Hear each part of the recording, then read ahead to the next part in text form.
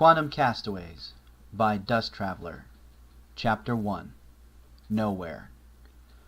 The first inkling that Twilight Sparkle, prodigy to Princess Celestia and bearer of the element of magic, had that something was dreadfully wrong, was the intrusion of sunlight onto her sleeping face. Shifting restlessly, her peaceful countenance contorting in annoyance, she flopped onto her belly and attempted to grind her face into her suddenly gritty pillow. The bed was damp beneath her, and startlingly cold, and her ordered and rational mind attempted to correctly analyze the sensation even in her state of interrupted repose. "Spike, you forgot to close the curtains again. How many times do I—" A sudden wave of cold sea-water washed over her face like the harsh bitch slap of cold hard reality, smacking her into full, panicked wakefulness. Sputtering and flailing wildly, she bounded to her hooves and shook her bedraggled mane from disbelieving eyes. The images were blurred from seawater and nonsensical, and by the time she had shaken the stinging salt moisture from her purple gaze, she was assaulted by a second wave of cold seawater, this one washing over her legs and staggering her slightly before receding backwards. The sight that greeted her sapped the strength from her legs, and she flopped backwards onto her hindquarters, her gaze panning dizzyingly across the now alien landscape. What could only have been a few hours prior, she had finished her schedule for the new week, adding a few lines to her current report, still a work in progress, as the days immediately after her BBBFF and Princess Cadence's wedding were admittedly pretty slow, for her mentor before flopping into a contented sleep in her tree-cum library home. Staring in complete disbelief at the scene in front of her, she literally could not process the radical changes to her environment. No book-lined wooden walls. No stacks of errant books awaiting reorganization. No stairway leading up to the tall upper window and her various astronomy apparatus. No rich, invitingly solid wooden floor. Just sand stretching in a wide, unbroken white arc, and what appeared to be the endless blue crystal waters of an ocean she had never seen before.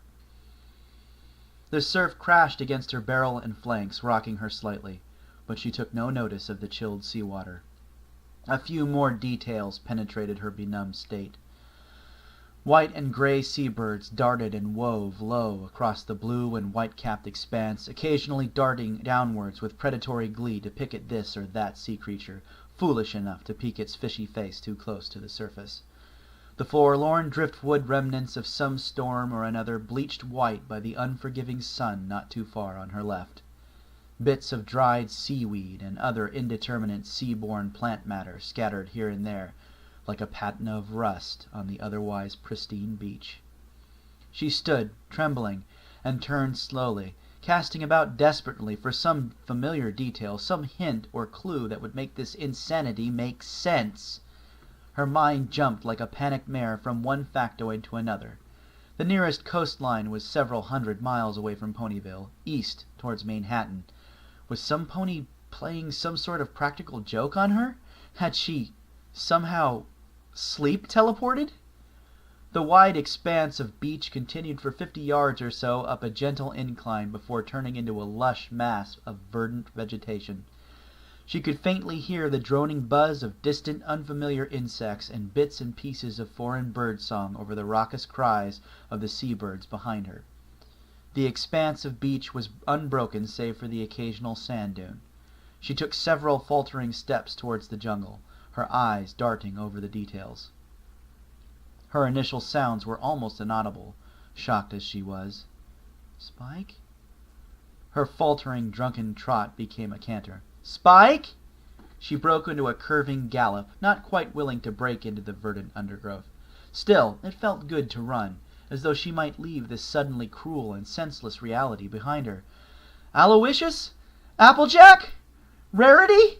Sand sprayed behind her as her hooves churned up the beach. Her pink-striped purple mane streamed behind her. Adrenaline and instinct spurred her like a rider perched on her back. Ancient herd mentality pushed her to seek others in her panic, turning a rational, logical, genius-level intellect into a frightened animal racing around its enclosure, seeking some way out. "Dash? Pinkie Pie? Fluttershy?" She came barreling around a bend, turning inward toward what appeared to be a natural cove, the landscape graduating upwards towards a distant purple mountain, with a top shrouded by clouds and a base shrouded by jungle. The natural beauty of the scene was like a palpable fist, but such realizations would come only later. For now, there was only panic. "Princess Celestia? Princess Annie Pony? Please!" The 15-minute full-on gallop took its toll on the somewhat less than athletic unicorn, and she stumble-trotted a few staggering steps further, sweat painting her sides and flanks. Her head drooped, eyes closed tight against the sudden blur of tears. "Annie Pony," she croaked weakly. "Please." The shushing, susurrus roar of the uncaring surf was her only answer. An indeterminate amount of time later, she came to herself with a start, her head lifting in alarm, having drifted off into a miserable daze while still standing, her thoughts revolving in a closed loop of stunned misery. She sniffled, took in a deep breath, closed her eyes for a moment, let it out slowly, then opened her eyes again. Her mind relatively clear for the first time this morning, she made a bleak self-assessment and looked at the facts of her situation.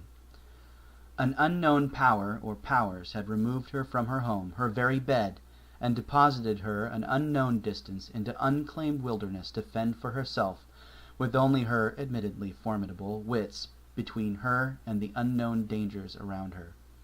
Her friends either could not respond or were not close enough to hear her, unless this was a concerted attack upon the elements of harmony, and she had no desire to jump to conclusions as dire as that just yet without evidence. She had to assume that she alone had been spirited away. They would certainly notice she was missing before too long, and begin to look for her. Her mentor would be informed of her disappearance, and she and Princess Luna would literally move sun and moon to locate their missing charge. It simply wasn't in her friends' nature to abandon her. They would come and find her, eventually. In the meantime, she was on her own in what she was rapidly discovering was a dire survival situation. Her initial panic, while understandable under the circumstances, had not aided her in the least. She was dreadfully thirsty, hungry, hot, and tired. There was no telling what, if any, civilization was close at hand, or what sort of dangerous animals might lurk in the nearby jungle. She remembered reading somewhere that jungles were some of the most dangerous environments in existence for the unwary. Predators, unpredictable terrain, venomous creatures. She shivered involuntarily. She began to prioritize what she would need in order to survive long enough for help to arrive. In this she was being entirely pragmatic.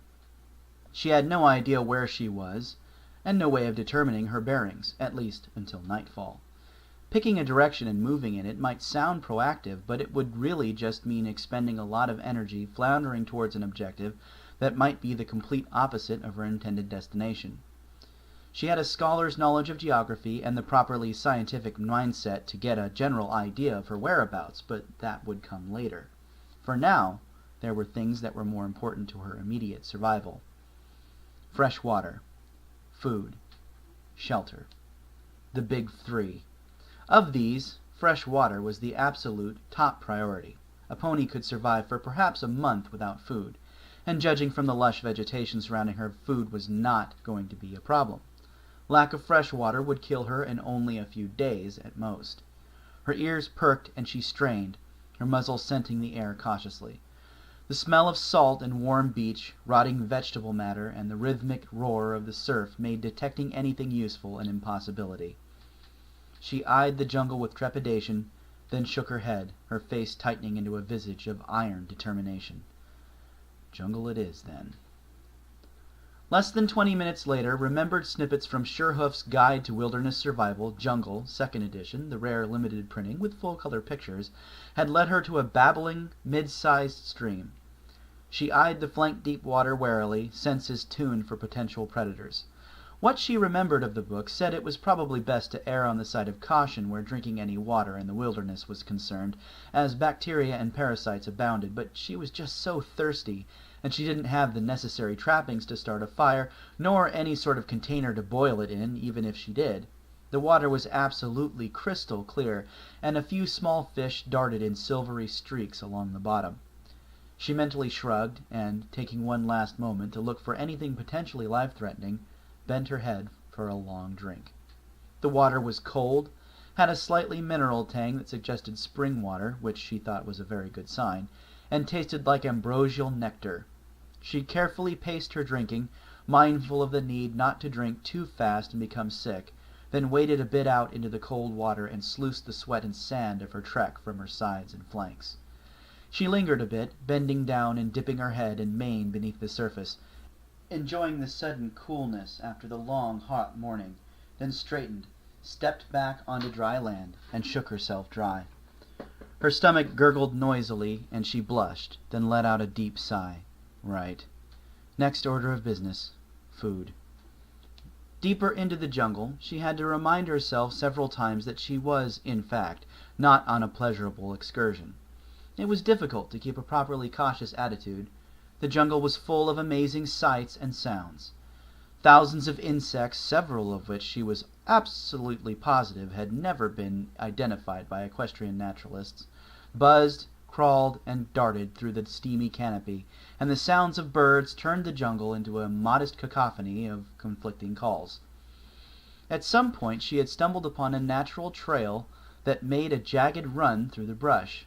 Following this was simply the path of least resistance, and even though she thought she could identify several edible species of plants, she restrained her appetite, seeing as she wasn't absolutely sure. In fact, some of the leaves showed signs of being cropped by local wildlife, although she wasn't absolutely certain of that, nor was she able to identify the species that had done the eating just by the marks. A spicy, citrusy scent perked her muzzle up and caught her attention like a lodestone to iron. There was no mistaking that scent. One advantage of growing up in Canterlot had been that the rarefied tastes of high society ponies meant that some extremely exotic delicacies had been available. It wasn't until she'd moved to Ponyville that she'd realized how used she'd been to the ever-present availability of pretty much anything edible she might happen to have a craving for. Carambola, or starfruit as they were sometimes called in culinary circles, was a dish rarely seen in Equestria due to its growing most commonly on tropical and subtropical islands. Twilight Sparkle had encountered it exactly 3 times in her time at the castle as a filly, and twice had been in a candied dessert form. Still, to the pony palate they were irresistible, and more importantly, there was nothing more easily identifiable, as combined with the scent, the carambola had a distinctive star shape and cross-section. Following what she was now convinced was an herbivorous animal's grazing track, she found herself in a small grove of starfruit trees. Her stomach grumbled noisily, letting its impatience be known. She chuckled at herself, her mouth watering at the sight and smell of the delectable fruit. The 20 to 25-foot trees swayed slightly in the muggy breeze, those tantalizing bundles several feet out of her reach. She reached up with her magic and snapped one loose, giving it a quick once-over before stuffing her face. She rolled her eyes in gustatory ecstasy, finishing the tart and sweet fruit in only a few ravenous bites. She grabbed 3 more and finished them off with considerably less haste, savoring the delicious taste and the sensation of a full belly after being hungry for most of the day. A light tinkling noise caught her ears to swivel to her right, towards a dense pack of undergrowth. She frowned, waiting for the sound to be repeated, her eyes scanning the terrain. Almost immediately she spotted something odd.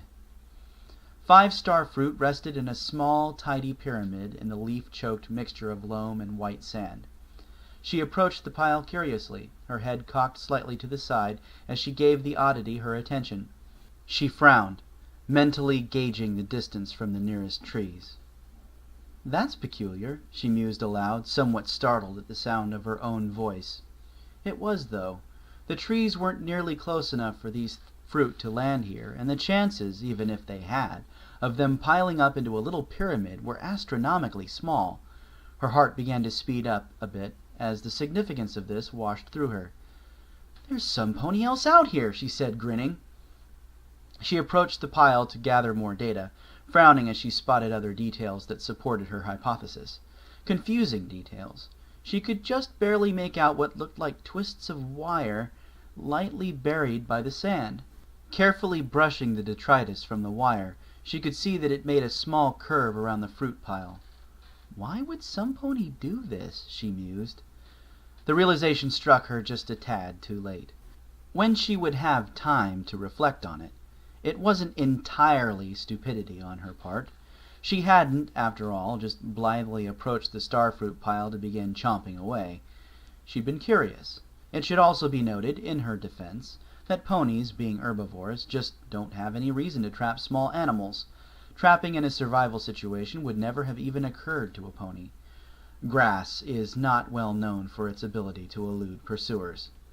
Even still, something about the wire and the fruit bothered her, and like most highly intelligent people, or ponies as the case may be, being bothered by a puzzle means picking at it until the answers emerge. She actually came to the realization that the loop might not be entirely benign when she remembered a similar situation in a Daring Do novel she had read as a filly, of all things.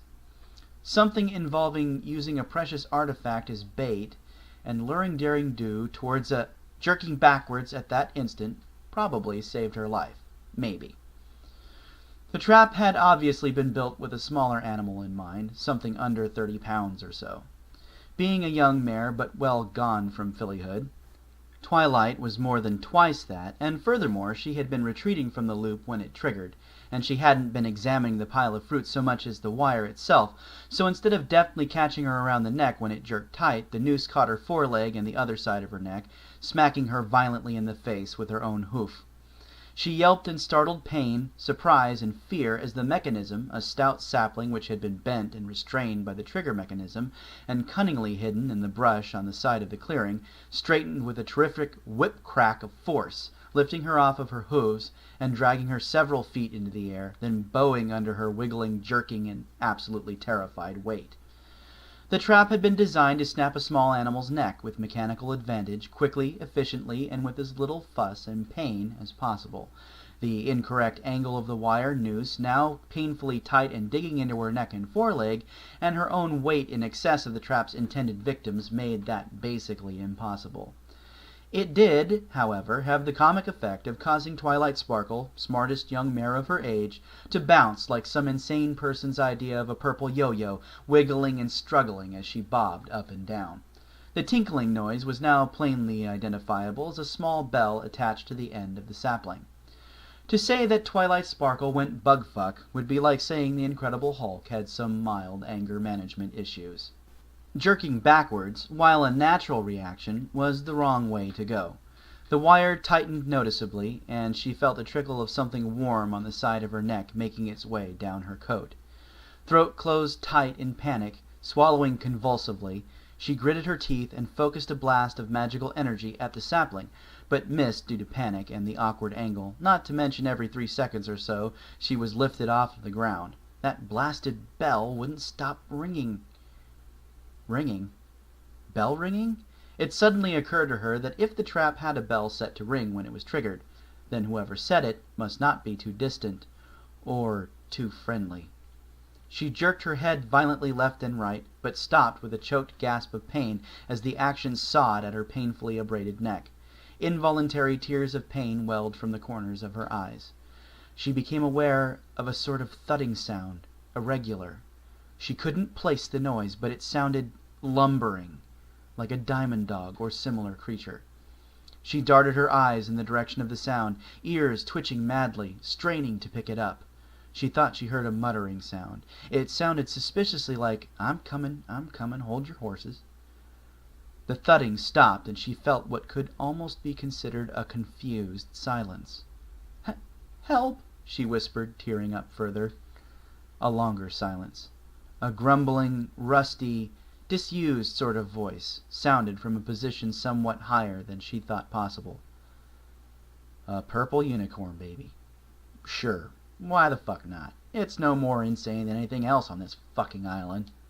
She braced herself, jerking her head into a position where she could better make out the speaker. She gasped. It was alien, grotesque, like nothing she'd ever seen before.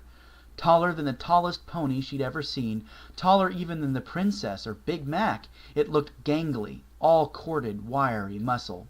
From the waist down it was dressed in a ragged pair of short pants that had a chaotic mottled pattern of tans and browns. A pair of worn, light tan boots adorned its feet. A tan belt with various odds and ends attached to it. Even in her panic, her mind analyzed the alien smooth lines of an unknown but obviously advanced technology. It was stripped bare from the waist up, the nearly hairless skin a light tan color, darker than the pants. A strap held some sort of club or item of indeterminate but vaguely unsettling function onto its back, presumably a weapon of some sort, although she couldn't begin to guess its function.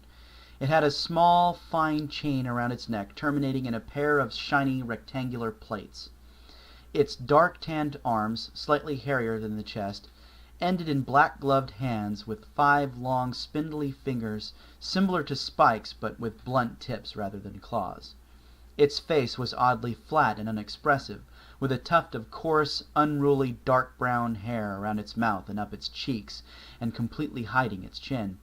Likewise, its mane was similarly unkempt, what she could see of it underneath a largely shapeless tan canvas hat, and looked as though the creature had styled it by hacking it into a manageable length with a knife.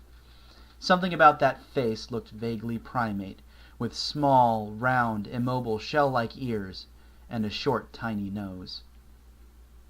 Its face contorted slightly, one eyebrow rising higher than the other, in what she assumed to be a quizzical expression. "Don't eat me," she choked out, beginning to shake miserably. It never occurred to her to try to hurt it. Of course, it never occurred to her to do much of anything at that moment. Pain, confusion, exhaustion, fear. This was quite simply the worst day of her life, and it was all just sort of compounding with one setback after another, and now she had failed, and she was going to be eaten by a grotesque alien thing, and no one would ever— It snorted slightly. "I'm not going to eat you. You practically give me diabetes just looking at you. Besides, you should shut up now. Keep acting like you can talk, and you'll prove all the head doctors are right about me." She had no idea how to parse that sentence. None at all. "What?" It sighed.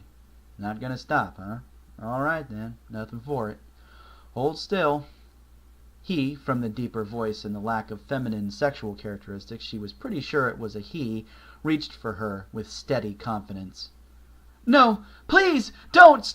She renewed her struggles, terror surging anew, trying desperately to angle her head for a better view, or maybe even to cast a spell, anything to stop what she knew was coming.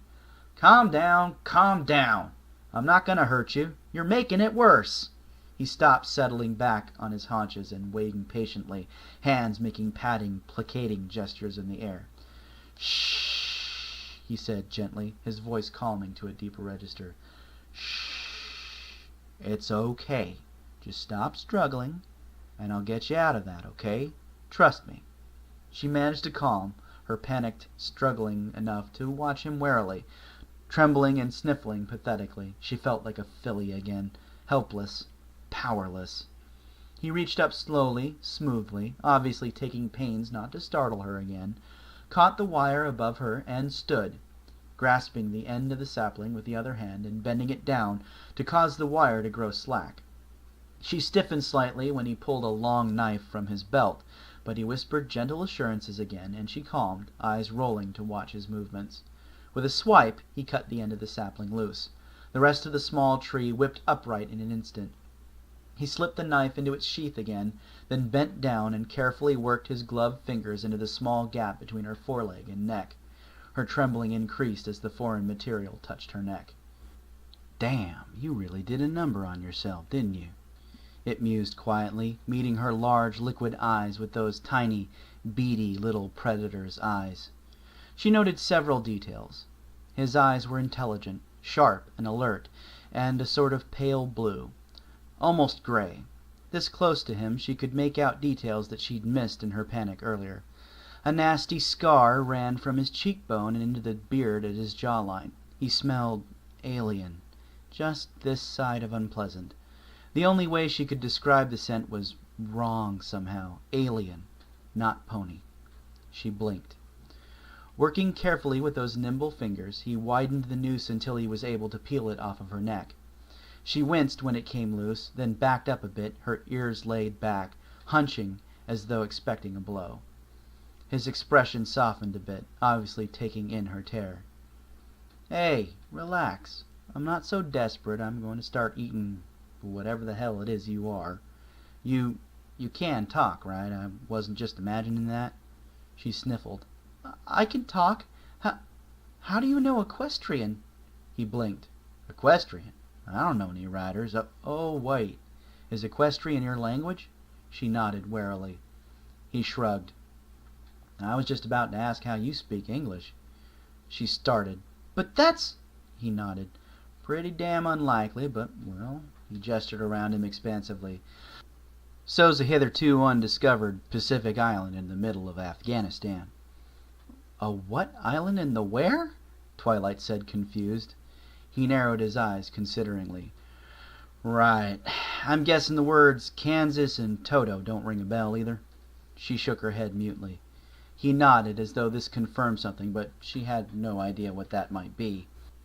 She frowned, the novelty of an intellectual challenge easing her fears somewhat. Realization hit like the fist of an angry god. Her eyes widened. "You don't know where we are either? Or how you got here?" It was his turn to nod. "Nothing on this island makes sense." Realization struck her for the second time, the combination punch of an angry god. "Island?" she whispered mutely. He shrugged, then stood and gestured vaguely to his right. "You can't see it from here, but there's kind of a bullshit mountain off that a ways. Used to do mountain climbing as a hobby. Wasn't tough. You can pretty much see the whole island from the top of it." She frowned. He raised an eyebrow again. "You don't have to take my word for it, sweetheart. Of course, I have no idea how you're going to get to the top of a mountain without these." He wiggled his fingers at her. She eyed him speculatively. "What are you, exactly?" He raised his eyes skyward. "Species Homo sapiens, commonly known as human. More specifically, Lieutenant Commander Marshall Bailey, officer in the United States Armed Forces and naval aviator at your service." She frowned at that. "What's a Lieutenant Commander Marshall? Is that a guard rank?" He chuckled. "Sort of. The Marshall bit's my first name, though. Actual rank is Lieutenant Commander." He frowned. "Call it mid-rank commissioned officer in the United States Armed Forces." She parsed the rest of his sentence. "Naval aviator. You're a member of your country's seafaring armed forces, but—" She frowned, puzzling over the unfamiliar word. She decided it probably had something to do with avian, which meant of birds. "You fly?" He nodded. She shook her head irritably. "A naval flyer? That doesn't even make sense." He grinned at her. "The really messed up part is that while us Navy pukes have more planes than the Air Force, the Army has more boats than we do. I could get into tremendous detail as to why it all makes sense, but to simplify things, let's just say that projecting United States air power across the planet has more to do with the sea than the air, and leave it at that, Kay?" She didn't have any problem with that, seeing as she'd never heard of any United States, which is not to say that she wasn't curious, but there were more pressing matters. She pointedly looked at his bare shoulders. "Where are your wings? If you can fly, wouldn't that make you a—" She paused. "A Pegasus human?" He blinked. "I'm a pilot, if that's what you're asking. I fly aircraft. Sort of a mechanical flying apparatus. As for where my wings are," he shrugged. "Maybe 20 miles due north. Much good as they'll do you." He paused, considering. She considered him back. Of the two of them, she was probably taking it better, now that the initial panic had left her. She was still wary of him, extremely so, but he had demonstrated at least a modicum of civility. He, on the other hand, had no experience with other sentient beings other than in fiction. He still wasn't entirely convinced he hadn't just snapped. It had been, well... After a moment, she started, then cocked her head slightly to look him more closely in the face. "My name is Twilight Sparkle, and I am a unicorn pony from the land of Equestria. Pleased to meet you, Marshall Bailey?" He blinked, slightly taken aback. "Wow, you really are real, ain't you?" he said wonderingly. She nodded, tossing her mane slightly, her ears twitching ever so slightly in irritation. "Why wouldn't I be?" He narrowed his eyes. "Well, for one thing, you're a horse of a different color. For another, where unicorns are concerned, I was expecting something more—" He gestured vaguely over her head. "Grand, less—" He gestured again. "Cutesy." She scowled. If anything, it increased the cuteness force multiplier. "Not horse, pony, and you aren't exactly what I was expecting in an alien life form, either." He grinned, obviously amused at her response. "All right, settle down, Sparks." She started to protest the nickname, but he waved her down gently. "Here's the deal. We should probably get moving, that is, if you don't want to end up something's dinner. It'll be dark soon, and the local predators mostly come out at night." He smirked as though something funny just occurred to him. "Mostly." I don't know." She wasn't sure how much she could trust this thing. It had, after all, nearly, killed her? That wasn't really his fault. She had blundered into the trap, after all. His teeth, what she could see of them, suggested that he was probably some sort of predatory species. She was familiar with the concept. No one could be a friend of Fluttershy's and not be. While she found the idea of eating meat pretty nauseating personally, she couldn't really begrudge him the dietary requirement. It did unnerve her a bit, being honest. Additionally, everything about him, his scent, the way he moved, it was all so alien. His face lost its humor, and he bent down again to get eye level with her. It was difficult to discern his expression.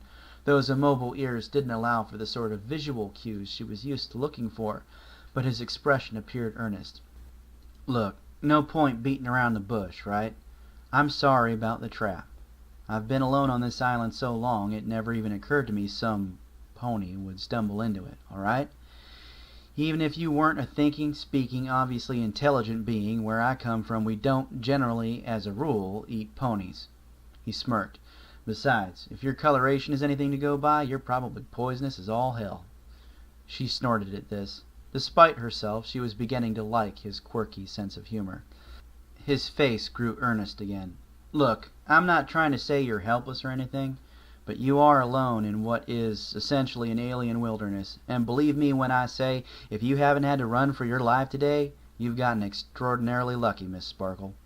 This place is crazy, and it don't necessarily follow the rules. It will try to kill you, and I'd rather not see that happen." His eyes flicked away, a pained expression on his face, as though he had remembered something unpleasant. Can you trust me a little further?" He met her eyes again. She considered. She wasn't the bearer of the element of honesty, but she could read the quiet sincerity in Marshall's face. There was also a faint hint of what she suspected might be quiet desperation hidden there as well. She found herself wondering just how long this human had been stranded here. She found herself wondering just how long she was going to end up being stranded here. She shook her head slightly, clearing away the indecision. "All right, Marshall. Let's go." He smiled, a genuine smile this time, not a smirk or one of those hard little got-you-fucker grins. "Awesome. Follow me, Miss Sparkle." She took a deep breath, let it out, and stood, somewhat shakily. Her neck felt sore where the wire had bitten into it, but she wasn't really afraid anymore. Not of him, anyway. "You can call me Twilight, or Twi. All my friends do." He nodded. "All right, Twilight. Welcome to... actually, I haven't gotten around to naming the damn thing. Nowhere Island?" He shrugged. Her ears flattened. He grinned. "You said it there, sister." End chapter 1. Thank you everybody for listening. This isn't the first time I've done an audiobook, but it's the first time I've done one in a really long time. I'm kind of testing out a setup. I would have really liked to get someone appropriate to do voices for Twilight and Marshall. I know that I am absolutely atrocious with a Kentucky accent, but it's the best I can do, and I did kind of want to mix it up a little bit. It's a lot of fun to do. Anyway, all this is just me talking on and on about this, so you don't have to listen to this if you don't want to. All the story content for Chapter 1 is done.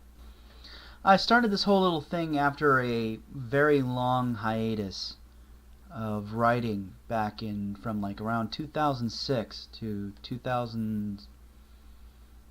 just around 12 when I started this. It was a long dry period where I couldn't write anything, and I just lacked the inspiration to continue the stories that I had. This isn't the first fanfic I've written. And I owe a lot to this fandom because I deeply love writing, and I wasn't able to do that until this story idea came along. And there have been a lot of support from the community and a lot of support. I've met some very great people, some awesome writers. I can't even name them all. That's how awesome they are and how many there have been. And I am deeply appreciative of all of you for it.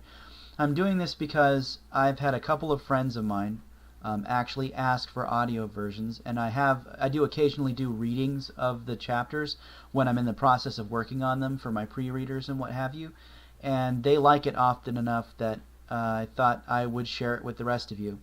Of course, I absolutely encourage anybody, if they want to, if they have the time, to do their own audio versions and what have you. I think it's amazing, and all I really ask is that you just let me know that you're doing it so I can give credit where it's due. Anyway, I suppose I could do some kind of informative thing at the end of these things. I really don't know if I'm going to do that or not. But this is really an opportunity for you guys to ask questions if that's what you want to do, and I will answer them when I do the audio version of the next chapter. I don't know when chapter 2 will be forthcoming, when I have time, because it does take a little while to do one of these.